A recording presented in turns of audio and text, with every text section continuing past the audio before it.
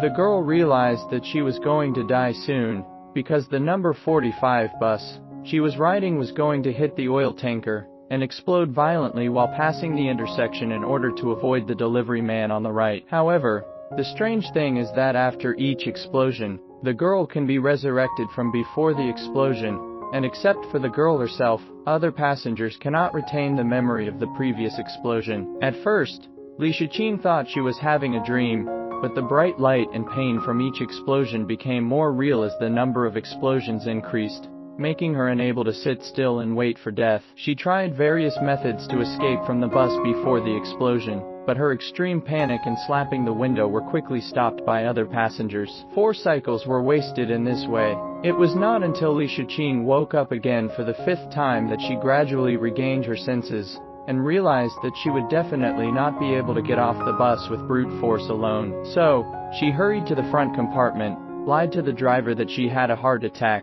and asked him to send her to the hospital for treatment. However, the nearest hospital still had to be reached through an intersection, which made Li Shiqing feel desperate. Does she still have to watch the bus explode this time? At this time, a young man came over. Seeing Li Shiqing in such a panic, he suggested that the driver pull over, and he would accompany the girl to call an ambulance. As soon as these words came out, Li Shiqing instantly saw a glimmer of hope. But what she didn't expect was that the aunt, who was also on the bus, came over after hearing the news, and she happened to be carrying medicine to treat heart disease. As expected, this cycle ends again with an explosion. Soon, Li Shiqing woke up on the bus again. At this time, she had no choice but to do something, and she didn't know if she would have another cycle. However, just when she was at a loss, the boy next to her accidentally touched her body. Obviously, the boy's behavior made Li Shiqing think of a solution instantly. So, she quickly grabbed him and lied that he was Lothario,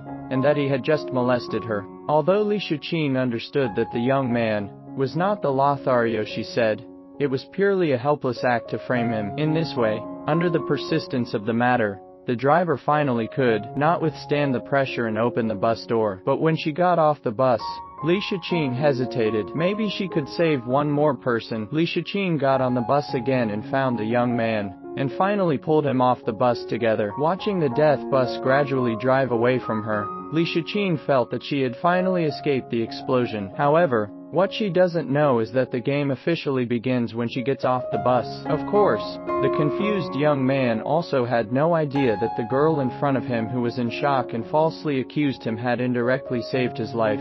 The two then parted ways, and the boy took a taxi to go to work. But just when Li Shiqing thought that the matter was over, the bus driving not far behind her exploded again, and she was also affected by the explosion. She was knocked to the ground by an electric bicycle, and fell unconscious on the spot. When Li Shiqing woke up again, she was already in the hospital. At the same time, the accident scene on the other side was equally bad. Xiao Heyun, who had been rescued from the bus, was seriously injured, and sent to the hospital again. It turned out that after Xiao Heyun got into the taxi, he still failed to keep a safe distance from the number 45 bus and was affected by the explosion again. Looking at Xiao Heyun, who was seriously injured and dying, Li Shiqing finally understood that things were not that simple. On the other hand, the police also found clues from the surveillance. It was obvious that before the incident, both of them got off the bus on the non-platform section. Therefore, if they want to find a breakthrough in this case, both of them are important. Later, Li Shiqing cooperated with the police and told the truth truthfully, but it is obvious that circulating such illusory rhetoric is not convincing at all. Not to mention the thoughtful police officers, even ordinary citizens would not be able to accept it. At the same time, on the other side, Xiao Heyun was about to be unable to hold on due to shock, and as his heartbeat index returned to 0, he was also resurrected on the number 45 bus. At this point,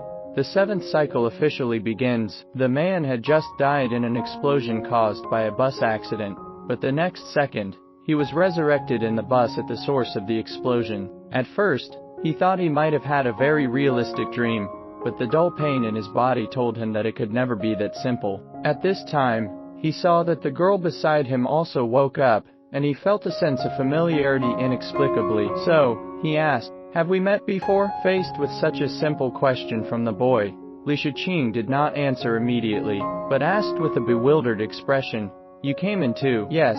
The two of them have entered a death cycle." At 13:42 that afternoon, the number 45 bus they were riding was about to pass the intersection on time. In order to avoid the sudden appearance of the delivery man, the driver collided with a fuel tanker, causing a violent explosion. Before this, Li Shiqing had gone through the cycle 7 times, and each time she was resurrected, she would be 1 minute earlier than the last time. Of course, only she will remember what happened before the explosion, while other passengers will be like NPCs in the game. It was obvious that Xiao Heyun had also entered the cycle at this time, but when faced with Li Shiqing's illusory rhetoric of circulation, Xiao Heyun thought that he had encountered a mad woman. Unexpectedly, as soon as he changed his position and sat down, the memory of the previous explosion suddenly emerged in his mind. After realizing that this was not a dream at all, but something that really happened, Xiao Heyun's first reaction was to step forward